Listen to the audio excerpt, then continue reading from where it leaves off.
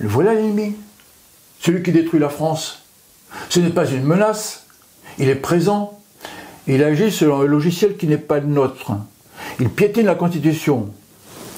Il est l'ennemi du peuple français parce qu'il veut faire de la France ce que les Français ne veulent pas qu'il fasse. Aujourd'hui, nous vous présentons une interview exclusive réalisée par un journaliste de Nexus avec le général Cousteau. Ce dernier partage avec nous ses perspectives et ses analyses sur la situation actuelle de la France, en particulier en ce qui concerne sa politique étrangère et ses capacités militaires. Au cours de cette conversation, le général Cousteau ne mâche pas ses mots en affirmant que l'ennemi de la France n'est pas Vladimir Poutine, mais plutôt Emmanuel Macron. Il aborde également les critiques de la politique étrangère française, les défis que rencontre l'armée française, ainsi que les implications de la guerre en Ukraine. Préparez-vous à entendre des vérités franches et des réflexions profondes sur des questions cruciales pour la France. N'hésitez pas à partager avec nous vos réflexions et avis dans les commentaires. J'ai quelques ouvrages. La liste n'est pas exhaustive. Macron, le fossoyeur de la France.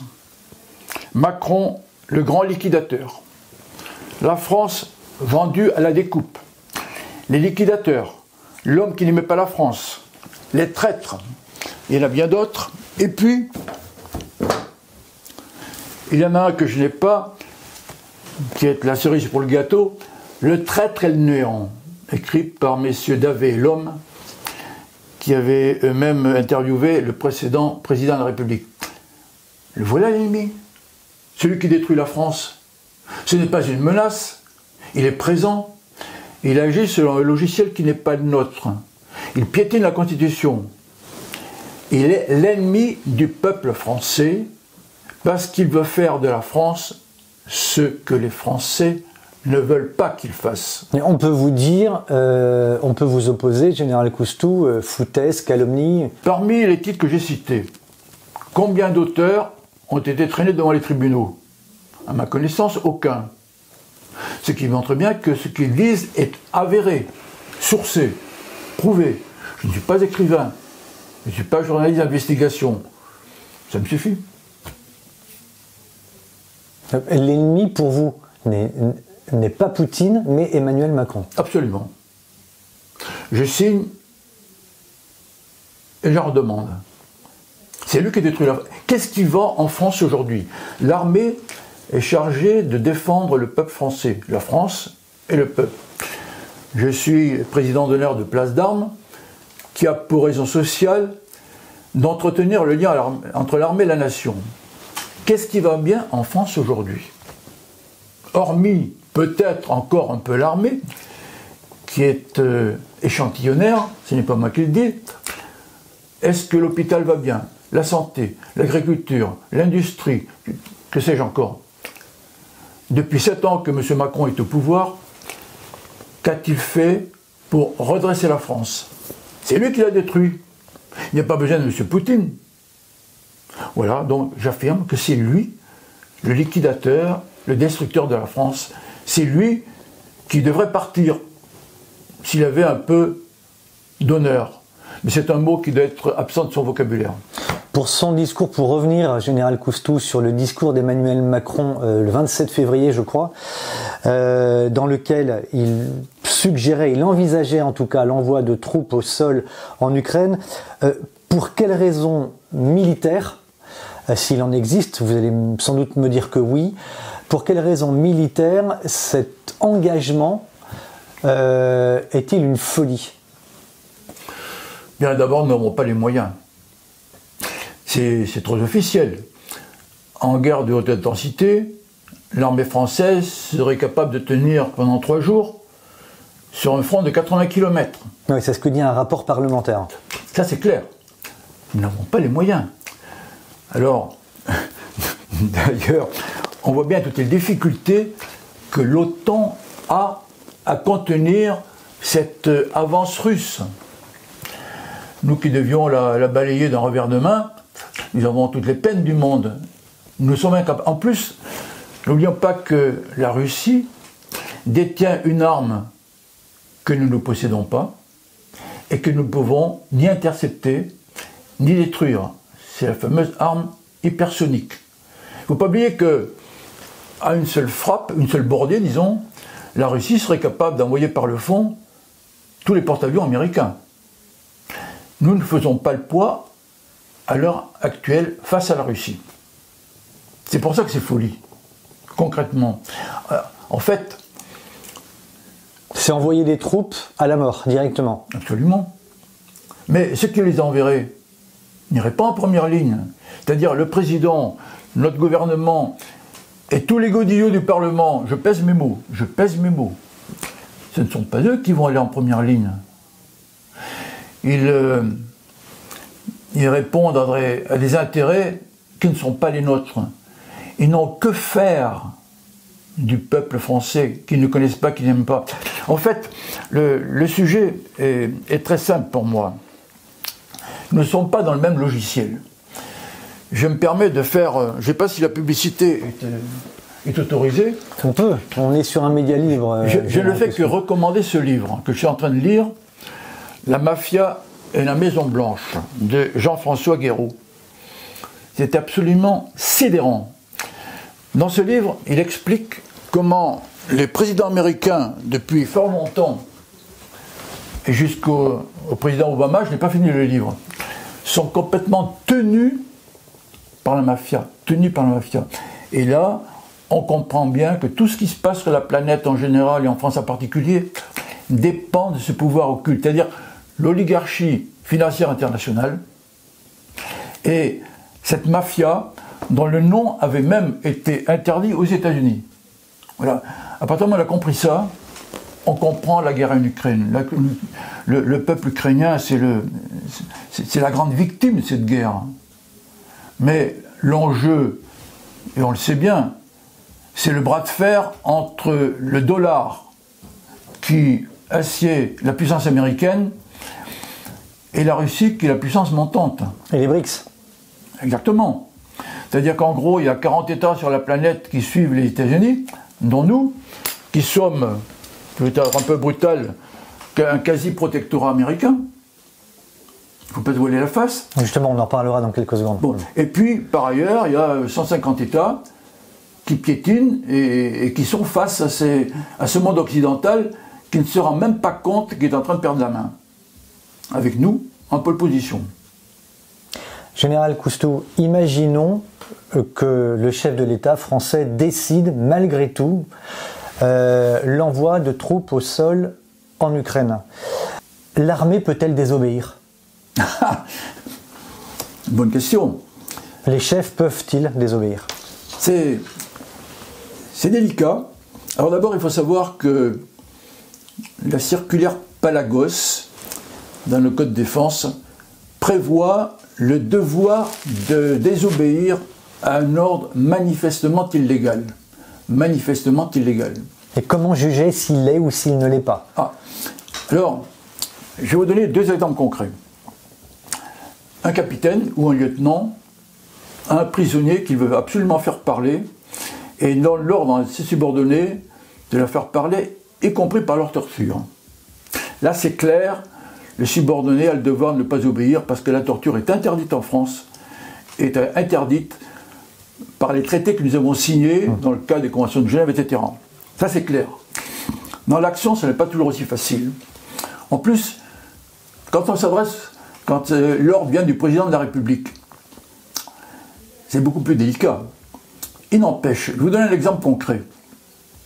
En 2018, au moment de la crise des Gilets jaunes, le chef des armées, qui est le président, avait donné l'ordre ou les directives pour que l'armée soit interposée entre d'une part les manifestants et d'autre part le Palais de Bourbon et l'Élysée. Avec l'autorisation, si nécessaire, de tirer sur les manifestants. Gravissime. Alors, ce que je sais de sources sûres, c'est que le commandement ne l'a peut-être pas fait de façon brutale. Avec un peu de diplomatie, il a fait comprendre au président qu'il ne tirerait pas sur la foule. Ce que je veux dire, c'est que la légalité, elle est celle des textes, elle est celle aussi de la situation du moment. L'armée française n'est pas là pour tirer sur le peuple, elle est là pour le défendre. Elle n'est pas là pour tirer sur le peuple, pour défendre le président, elle est là pour défendre le peuple. Voilà. Alors, la légalité, donc, c'est quelque chose qui se discute, il y a des cas de jurisprudence, mais le soldat a le pouvoir de désobéir. Je citerai quelqu'un qui est indiscuté, le maréchal Lyautey. Le maréchal Lyautey avait dit que l'indiscipline est la marque des grands chefs. Ce qui veut dire que dans certaines circonstances, le chef est en mesure d'apprécier en conscience s'il doit ou pas obéir. Question délicate, qui n'est pas régie par les textes d'une manière rigoureuse. Mais nous ne sommes pas des machines, nous ne sommes pas des robots, nous sommes des êtres humains. Et nous avons, nos chefs, que je ne suis plus aujourd'hui, l'immense responsabilité de la vie de notre subordonné. Donc tout cela nous amène à nous sacrifier s'il le faut pour remplir la mission, mais pas au prix de n'importe quoi. Donc la légalité, elle rejoint la notion de légitimité. Existe-t-il d'autres exemples, Général Coustou, des exemples publics, officiels, démontrant que l'armée française s'est déjà opposée à un ordre du chef de l'État? Ben, celui-là, déjà pas mal. Je sais qu'il y a des unités, par exemple, de gendarmerie, qui ont baissé le bouclier, à Nice en particulier, car ils avaient reçu l'ordre d'intervenir face à une foule qui était pacifique. Et le responsable, qui a d'ailleurs eu les félicitations de hiérarchie, a refusé de charger le peuple. Bon, sinon, l'exemple, il y en a dans l'histoire. Mais, enfin, on l'a connu dans l'histoire des exemples où l'armée a chargé. Aujourd'hui, je pense que ça ne se ferait plus. Alors, récemment, on a parlé de ce qui s'est passé en mer Rouge. Bon, c'est un peu difficile. Vous pouvez rappeler les faits, général? Bon, alors, il y a des je ne sais pas comment on peut les appeler, des rebelles qui, à partir du Yémen,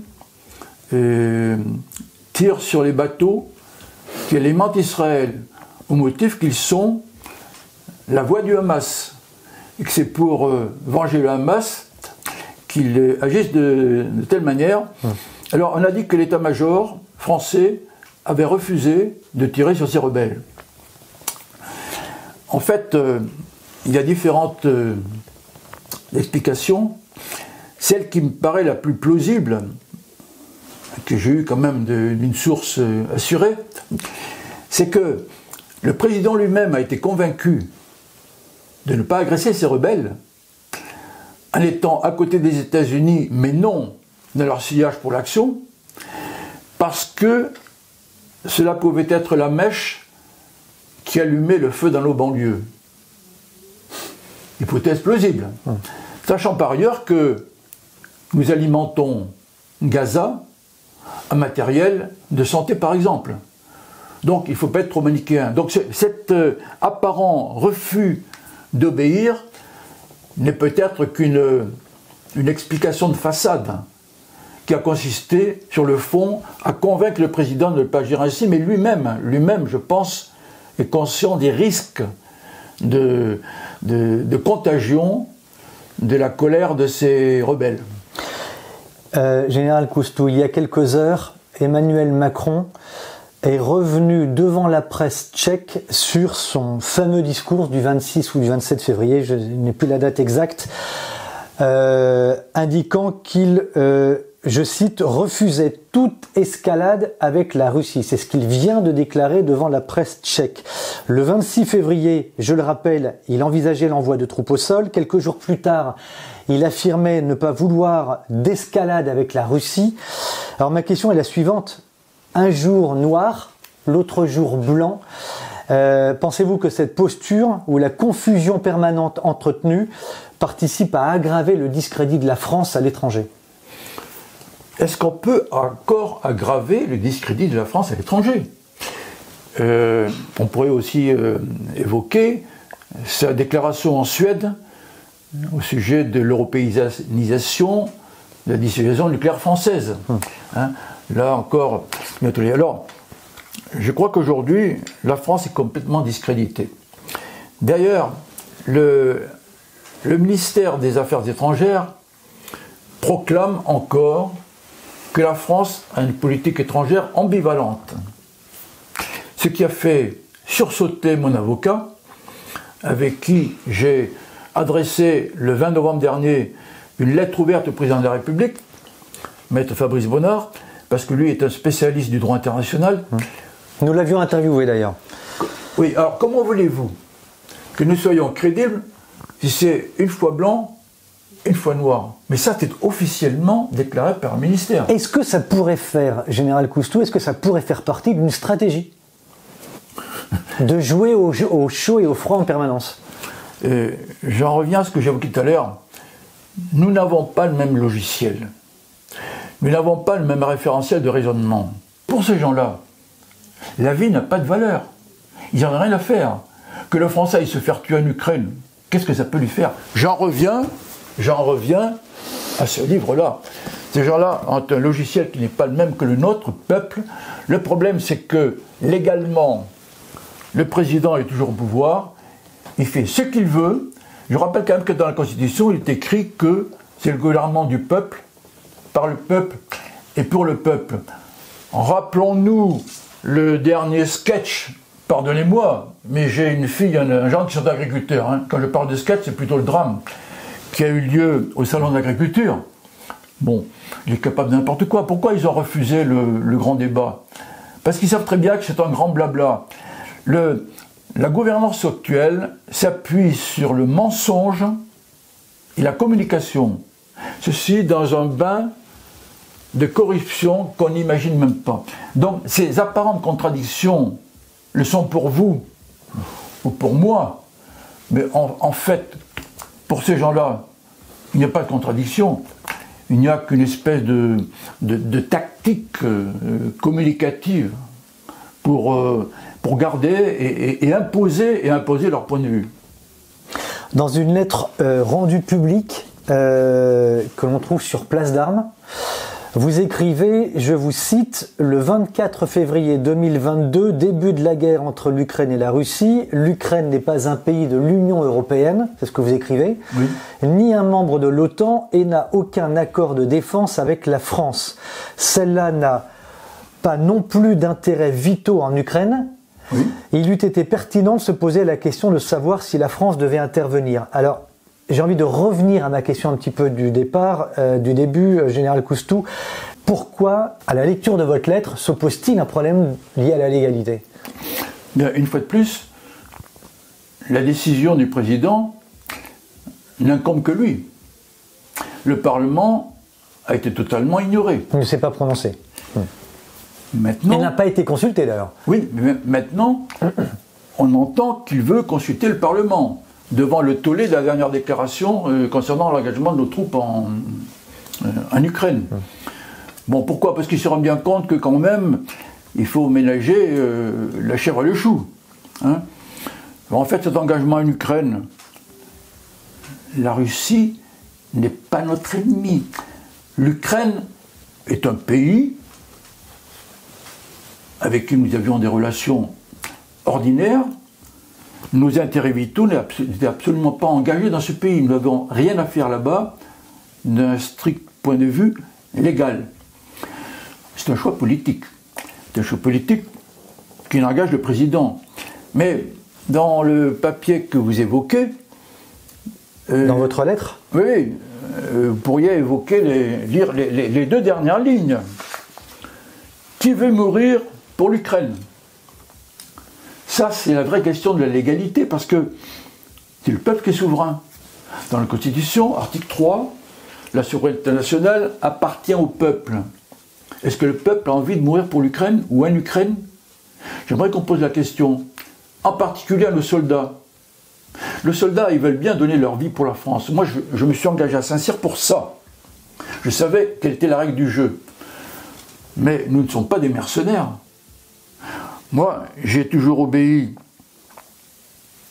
au ministre, au président, à la République, mais j'ai servi la France. J'ai servi la France.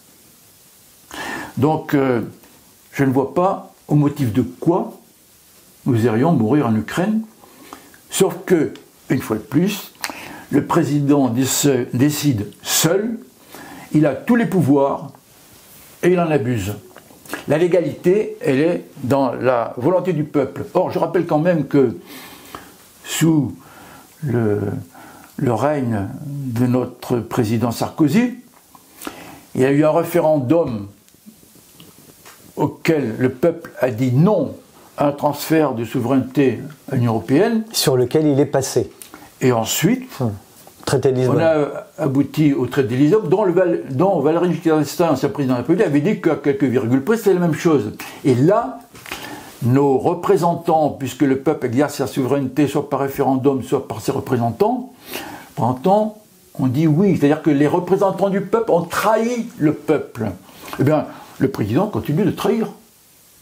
Ce qui d'ailleurs entraîne le fait que le régime devient putatif en droit strict. Je ne suis pas un juriste, hein, mais à partir du moment où nos représentants trahissent le peuple, nos gouvernants n'ont plus de légitimité.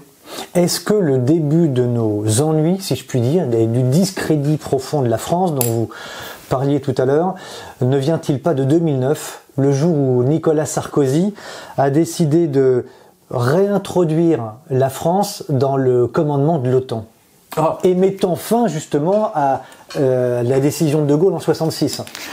Je ne connais pas bien tout le fonctionnement interne de l'OTAN, mais ce que je crois savoir, c'est que même par cette réintégration, la France conserve le pouvoir de décision d'engager ou pas ses forces. Simplement, il faut que nous soyons compatibles s'il y avait à intervenir, parce que c'est quand même une organisation dans laquelle nous en serons impliqués, avec des pays alliés. Bon, alors alliés contre qui? Ça, c'est notre problème. Hein. Est-ce que l'OTAN doit perdurer? C'est encore un autre problème. On demande pourquoi. Sauf que l'OTAN est le bras armé des États-Unis, il faut être clair. Donc c'était la décision à ne pas prendre, Général Cousteau? C'est plus complexe que ça. C'est une façon de se vassaliser un petit peu plus vis-à-vis des États-Unis. Enfin, ça n'engage que moi. Hein.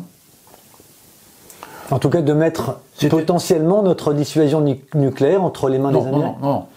Alors là, il faut être clair, parmi les 5 pays qui ont un siège de membre permanent au Conseil de sécurité de l'ONU, États-Unis, Russie, Chine, Royaume-Uni et nous avons encore la clé de notre dissuasion. Le Royaume-Uni n'a pas la clé, c'est-à-dire que le Royaume-Uni ne peut utiliser la dissuasion nucléaire qu'avec le feu vert des États-Unis. Donc ça reste national. Nous sommes encore souverains. C'est un danger, compte tenu du danger que représente et que vous dénoncez Emmanuel Macron au pouvoir aujourd'hui? Alors, il faut faire attention à ce qu'on dit, parce que mettre en cause la dissuasion, c'est déjà la moindre. Bon, il y a quand même tout un protocole. Il a avec lui un officier qui le suit avec les codes. C'est-à-dire que s'il a le pouvoir de décision en dernier ressort, avant d'appuyer sur le bouton, il y a quand même tout un processus. Il y a des gens qui vont peut-être pas se barrer, se mettre en travers de sa route, mais qui vont le conseiller, appeler son attention sur les avantages et les inconvénients d'une telle décision. Il pourrait désobéir. Il pourrait. La dissuasion, on veut qu'on reste flou sur le sujet. Hein, encore qu'il y a un président, que j'ai cité tout à l'heure, qui avait dit que s'il avait eu le faire, il ne l'aurait pas fait. C'est que c'est une faute grave. Même pas posteriori. Voilà, donc là encore, c'est de la gesticulation. On a vu en Suède, il a parlé d'une façon libre, et à la fin, il a lu son texte. Bon, parce qu'il sait très bien quand même que c'est un sujet délicat. Mais la dissuasion, elle est française. Même si d'autres présidents ont dit qu'elle pouvait participer à la protection ou à la défense de l'Europe, c'est nous qui gardons la clé. Et il n'y a aucune raison pour qu'on engage notre dissuasion nucléaire pour protéger les intérêts vitaux de la Suède ou d'un autre pays de l'OTAN. En revanche, pour les nôtres, oui. Sauf que les nôtres, on ne les définit pas précisément. Ça fait encore partie de la dissuasion. Voilà, donc, moi je ne crois pas. C'est la dissuasion, vous en connaissez le principe, si elle était mise en œuvre, les dégâts seraient tels pour les deux parties qu'aucune des deux parties n'a intérêt à ce que ça se produise. Si on était vitrifié par quelque pays que ce soit, on aurait la possibilité de le handicaper de telle manière qu'ensuite il soit complètement impuissant face à un troisième larronte. Moi je crois que les hommes seront assez raisonnables pour ne pas aller jusque-là. Et y compris notre président, parce qu'il n'en réchapperait pas. Vous pouvez avoir des blocos ou des abris, vous allez vivre combien de temps là-dedans? Un jour il faudra bien sortir. Donc là il faut être vraiment très réaliste. Moi je ne crois pas à une vitrification. On a donné au président Poutine d'avoir brandi la menace de dissuasion. Ce n'est pas lui qui l'a fait. Alors, quand on parle de ce sujet, ben lui, en termes de gesticulation, il répond sur le même sujet. Mais il n'a jamais menacé l'Europe de nous vitrifier. En tout cas, il ne l'a jamais fait en premier. Mmh. Ce sera ma dernière question, Général Cousteau. Actuellement, au moins 20 000 soldats participent aux portes de la Russie à un exercice militaire. Certains y voient une mesure de prudence, compte tenu du danger que représenterait, ou que représente, disent-ils, la Russie de Vladimir Poutine. D'autres y voient au contraire une provocation déguisée de l'OTAN. Quelle est votre analyse sur ce point? L'OTAN ne travaille pas pour nous. Nous avons déjà de graves difficultés de recrutement et de personnel dans notre armée. Je vous donne un exemple. En 2023, l'armée de terre a manqué de 2000 soldats. Il y a une hémorragie au niveau des cadres, parmi les colonels. Oui, il y a énormément de départs. Je vous donne un exemple concret. Un officier me disait tout récemment, il manquerait 150 colonels dans l'armée d'ici à l'été. Je ne connais pas le chiffre exact. Un exemple concret. À l'école nationale des officiers actifs de Saint-Mexan, où j'ai passé 4 ans quand même, il y a plus de 20 ans de ça, nous étions 4 colonels monochromes. C'est-à-dire, on ne dit pas plein, monochrome. Eh bien, pour le 14 juillet dernier, j'ai ouï dire que le général avait un problème, c'est qu'il n'avait pas un colonel à mettre pour défiler en tête de l'école. Pas fort. Eh bien, c'est lui qui s'est, je ne dirais pas déguisé, qui va jouer au colonel, qui s'est habillé avec un uniforme d'élève, où je l'ai vu, et qui a défilé en tête. C'est-à-dire que dans l'armée, normalement, lorsque le chef disparaît, c'est le second qui prend la place. Et tant qu'il y a un soldat, c'est lui le chef. Eh bien là, c'est le monde à l'envers. Il n'y avait pas de colonel. C'est le général qui a défilé en tête des troupes. Alors peut-être qu'il a eu des ordres, j'en sais rien, je ne connais pas les détails. C'est un truc de fou en tout cas. Il n'empêche que la réalité, c'est qu'il manquait de colonel. Bon, il y a une hémorragie, pourquoi? Parce que les gens se rendent bien compte. Aujourd'hui, la mission n'est pas exaltante. Je rappellerai quand même qu'en 1995, moi j'étais à Rennes à l'état-major, j'ai envoyé l'ordre d'engagement du premier détachement Vigipirate. Presque 30 ans après, on appelle ça Sentinelle. Quand je vois nos soldats au milieu de la foule, dans les stations de métro ou de RER, quand j'entends le chef d'état-major de l'armée de terre qui dit, en prenant ses voeux, qu'une des grandes missions de l'armée de terre sera de sécuriser les Jeux Olympiques. Est-ce que l'armée est faite pour ça? Je crois pas. C'est pas son rôle. Le problème, c'est que c'est le politique qui est responsable de ce délitement que nous dénoncions. Alors, quand on fait une manœuvre de gesticulation au port de la Russie, c'est encore de la gesticulation otanienne. Alors, c'est de la provocation? Oui, quelque part, mais je crois que ça fait partie du jeu. C'est pas nouveau, hein. On parle de manipulation, c'est pas nouveau, ça fait partie de la guerre. On brandit la menace, mais je ne crois pas qu'on ira aussi loin qu'on pourrait le craindre. Est-ce que, franchement, est-ce que vous pensez que M. Poutine a envie de venir se baigner les pieds dans l'Atlantique ou dans la Manche, en envahissant le Liechtenstein et la France? Il n'a pas besoin de ça. Il suffit de regarder une carte de géographie. Bon, donc tout ça, pour moi, ça fait partie de la gesticulation. Et puis... Vous n'y croyez pas, donc vous n'y croyez pas du tout. Non, il faut bien voir aussi que, vis-à-vis de ceux qui financent, l'OTAN et nos gouvernants ont besoin de montrer quand même qu'il se passe des choses. Mais aujourd'hui, Qui peut raisonnablement penser que l'Ukraine va gagner face à la Russie? Irréaliste. Non, mais il y en a encore qui le clament, qui le proclament. Réaliste. Donc ces manœuvres, comme bien d'autres, pour moi, ne sont que de la gesticulation que je qualifierais de normale. Voilà. Mais il y a quand même un mot que je voudrais, enfin, je ne sais pas si c'est le mot pour la fin, mais moi je vais vous le dire. J'ai avalé un certain nombre de couleuvres moi-même. Lorsque vous étiez en activité. À une époque, comme disait, la menace est à l'Est. C'est l'Union soviétique, le pacte de Varsovie, le bloc communiste. Et on nous suraignait les oreilles tous les jours. Moi j'étais capitaine, j'avais le nez dans le guidon, j'ai utilisé cette expression qu'on m'a rapproché en me disant que j'étais méprisant. Pas du tout. J'ai tout donné à mon métier. J'avais le nez dans le guidon, dans la mesure où je faisais mon métier, j'avais 6 enfants derrière. Alors, je me suis frotté les yeux quand en mai 81, le président est arrivé avec 4 ministres communistes au gouvernement. Et je suis resté. J'avais le nez dans le guidon. Aujourd'hui, quoi qu'il se passe, et là j'appelle vraiment mes camarades, mes jeunes camarades, même s'ils sont plus gradés que moi, il ne faut pas abandonner le poste. Parce que c'est la France que vous servez, c'est la France que je continue à servir, et cette France, je suis sûr qu'elle va renaître. Parce que si je n'y croyais pas, je ne serais pas avec vous, tout charmant que vous êtes, avec Nexus, je serais allé voir mes homards. Donc la France, je crois qu'elle redeviendra ce phare de l'humanité que jamais elle n'aurait dû cesser d'être. C'est ma conviction. Alors pour ceux qui nous taxent de faire du blabla, des logorées et des discours, l'action il y en a. Venez me voir, j'embauche. Voilà ce que je peux vous dire, mon cher. Donc vous regrettez, Général Coustou, vous désapprouvez ou vous regrettez le départ de vos confrères Je ne me permettrai pas de juger. Vous savez... Mais vous le regrettez? Chacun agit en fonction de ses conditions particulières. On pourrait parler de l'Algérie de l'Ouest, etc. Comment il s'appelle, Élie de Saint-Marc avait dit, hein, on peut tout demander à un soldat.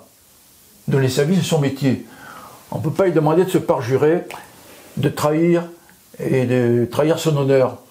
Ce sont des choses qui sont difficilement compréhensibles par le civil ou l'énarque hors sol qui ne sait pas de quoi il parle. Il y a eu récemment une étude de la Cour des comptes de ce qui s'est passé à l'Académie militaire de Saint-Cyr. J'ai lu ce document, enfin une partie. On voit bien qu'on a affaire à des gens qui ne savent pas de quoi ils parlent. On n'a pas le même vocabulaire, on n'a pas le même logiciel, j'en reviens à ça. Donc, les camarades qui sont partis, c'est fait. Il y en a de très grandes valeurs, j'en connais. C'est dommage, ils ont agi selon leur conscience. Si la mission est un peu plus exaltante, réaliste et conforme à l'engagement qu'ils ont pris au départ, ils seraient restés. Moi, je ne leur reproche pas. Nous espérons que cette interview exclusive avec le général Coustou vous a offert des perspectives nouvelles et approfondies sur les défis actuels de la France. J'ai lu ce document. Politique étrangère française et sa vision sur les véritables menaces pour notre nation suscite des réflexions cruciales. On n'a pas le même vocabulaire, on n'a pas le même logiciel. Est-ce que vous partagez ces points de vue ou avez-vous une opinion différente? Les camarades qui sont partis, nous serions ravis de lire vos commentaires et d'engager une discussion constructive. C'est dommage. Pour rappel, Poutine, selon leur conscience, continue ses offensives et a également ordonné la fabrication d'armes interdites pour être prêt à toute réaliste et éventualité. conforme Je vous laisse écouter. à l'engagement qu'ils ont pris au départ, ils seraient restés. Moi, je ne leur reproche pas. Nous devons commencer à produire ces systèmes de frappe. Et ensuite, en fonction de la situation réelle, prendre des décisions sur l'endroit où les placer, si cela est nécessaire, pour assurer notre sécurité. Nous sommes prêts à utiliser des armes, n'importe quelle arme, y compris les armes nucléaires que vous avez mentionnées. S'il s'agit de l'existence de l'État russe ou d'une atteinte à notre souveraineté et à notre indépendance. La menace est relativement claire, parce qu'avec une bordée de missiles de croisière sur une ville où vous rasez tout par la force des choses. Donc si vous voulez, la menace est quand même effective. Et il est clair pour tout le monde que ce conflit n'est qu'à un pas d'une troisième guerre mondiale à grande échelle. Et je pense que cela n'intéresse personne. Chers collègues, bonjour. Aujourd'hui, nous allons examiner de nouvelles mesures prises par la Fédération de Russie concernant un moratoire unilatéral sur le déploiement de missiles à portée intermédiaire et à plus courte portée basés au sol. Il y a quelques années, les États-Unis se sont retirés de ce traité sous un prétexte fallacieux et ont déclaré qu'ils allaient produire ces missiles. Nous avons fait savoir en 2019 que nous ne produirons pas ces missiles et que nous ne les déploierons pas tant que les États-Unis ne déploieront pas ces systèmes dans quelque région du monde que ce soit. On sait bien aujourd'hui que non seulement les États-Unis produisent ces systèmes de missiles, mais qu'ils les ont déjà envoyés en Europe pour des exercices militaires, à savoir au Danemark. Tout récemment, il a été annoncé que ces missiles se trouvaient aux Philippines. On ne sait pas s'ils ont retiré ces missiles ou non. Quoi qu'il en soit, nous devons réagir et décider de la suite à donner. À l'évidence, il semble que nous devions commencer à produire ces systèmes de frappe et par la suite, en fonction des développements concrets de la situation, décider où les déployer, si cela s'avère nécessaire pour assurer notre sécurité.